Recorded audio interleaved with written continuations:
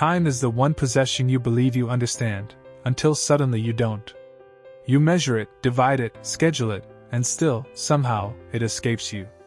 Days dissolve into weeks, weeks collapse into years, and before you can account for it, something essential has been lost. Not stolen. Not taken. Simply neglected. Seneca begins with a provocation that feels almost offensive at first. Life is not short, he insists. We make it so. This idea unsettles because it strips away our favorite excuse. If life is not inherently short, then the responsibility falls entirely on how we use it. And most people, if they were honest, would not like what they see. You say you are busy. You say there is too much to do. You say the world demands your attention. But Seneca would respond with a quiet severity. You are not busy, you are scattered. Your energy is fragmented across trivialities, your attention diluted by distractions that promise urgency but deliver emptiness. Consider how your day unfolds. You wake, and before your mind has fully formed a thought of its own, it is invaded. Notifications, messages, obligations. You are pulled outward immediately, reacting instead of directing. Hours pass, not in deliberate action, but in unconscious compliance with whatever appears next. This is not living. This is drifting. Seneca saw this pattern long before smartphones, long before endless feeds and algorithmic noise. The tools have changed, but the condition remains the same. People squander their lives not because they lack time, but because they lack awareness of its value. They treat it as an infinite resource, something that will always be there tomorrow. But tomorrow is the most dangerous illusion. You postpone what matters. You delay reflection.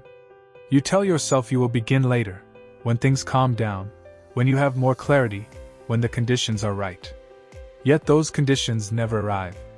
Instead, life continues in its quiet erosion, one unnoticed moment at a time. Seneca describes people as living as if they will never die, while simultaneously complaining that life is short. This contradiction is the core of human blindness. You behave as though your time is limitless, yet feel cheated when it runs out. Imagine someone handling money this way. Spending recklessly, giving it away without thought, ignoring every warning, and then expressing shock at their poverty. You would call that foolish. And yet, with time, the far more valuable currency, you do the same. Every hour given to distraction is an hour you cannot reclaim. Every moment spent in mindless repetition is a fragment of life permanently erased. Not stored. Not paused. Gone. This is what makes Seneca's message uncomfortable. It demands accountability. It forces you to confront the reality that much of your life has been spent unconsciously. Not because you intended harm, but because you never stopped to question the pattern. And the pattern is seductive. You fill your schedule to avoid stillness. You seek constant stimulation to escape your own thoughts. You tell yourself productivity is virtue, even when that productivity serves no meaningful purpose.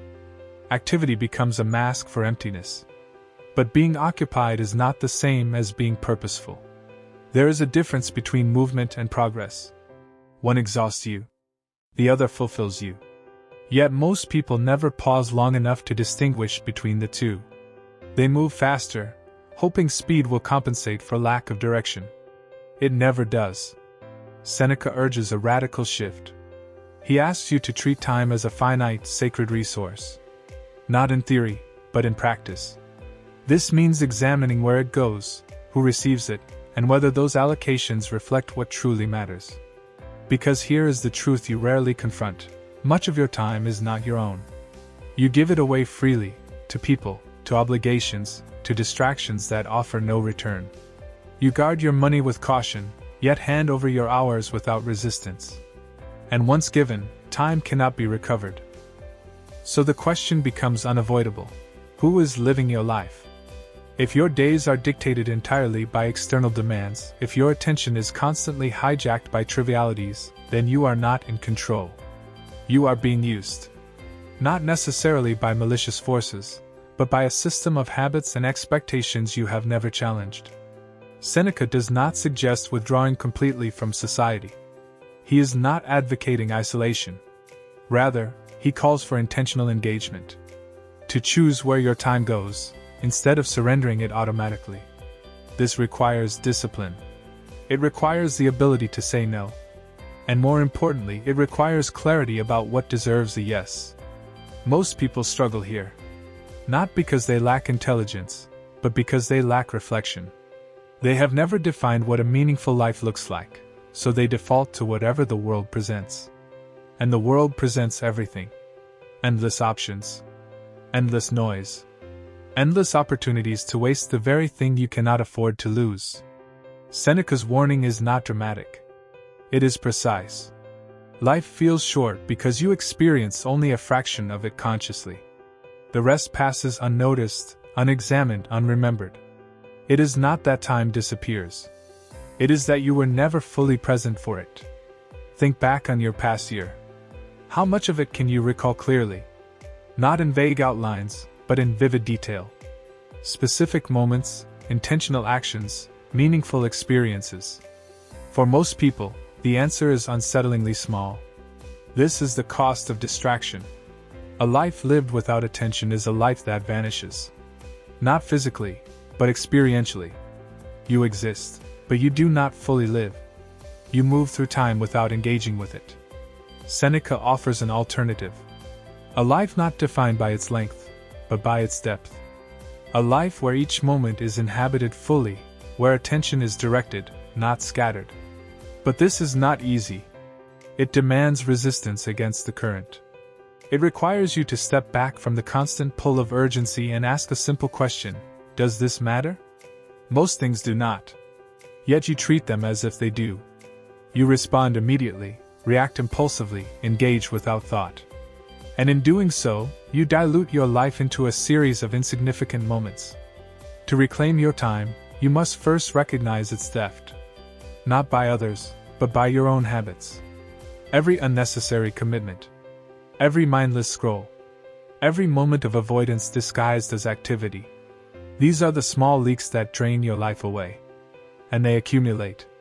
Seneca understood that the tragedy is not death itself, but arriving at death having never truly lived. Reaching the end and realizing that most of your time was spent on things that did not matter. This is the quiet fear beneath his words. Not that life is short, but that it is easily wasted. So what is the solution? It begins with awareness. Seeing clearly how your time is spent. Without excuses. Without justification. Just observation. Then comes intention.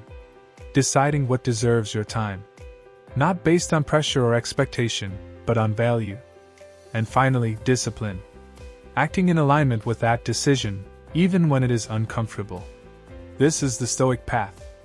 Not rigid, not joyless, but deliberate. A life shaped by conscious choice rather than unconscious drift. Seneca does not promise that this will extend your life in years. That is beyond your control. But it will expand your life and experience. It will transform time from something that slips away into something that is fully lived. And that is the only measure that matters. Because in the end, the question is not how long you lived, but how well. Not how many years you accumulated, but how many moments you truly experienced. Not how busy you were, but how present. Time is not your enemy. It is your medium. The raw material of your life. And like any material, it can be shaped, or wasted. The choice, as Seneca reminds you, is entirely yours. So look at your day again. Look at how it begins, how it unfolds, how it ends. Not as something inevitable, but as something constructed. And ask yourself, with brutal honesty, is this how you want to spend your life? Because whether you realize it or not, that is exactly what you are doing. One moment at a time.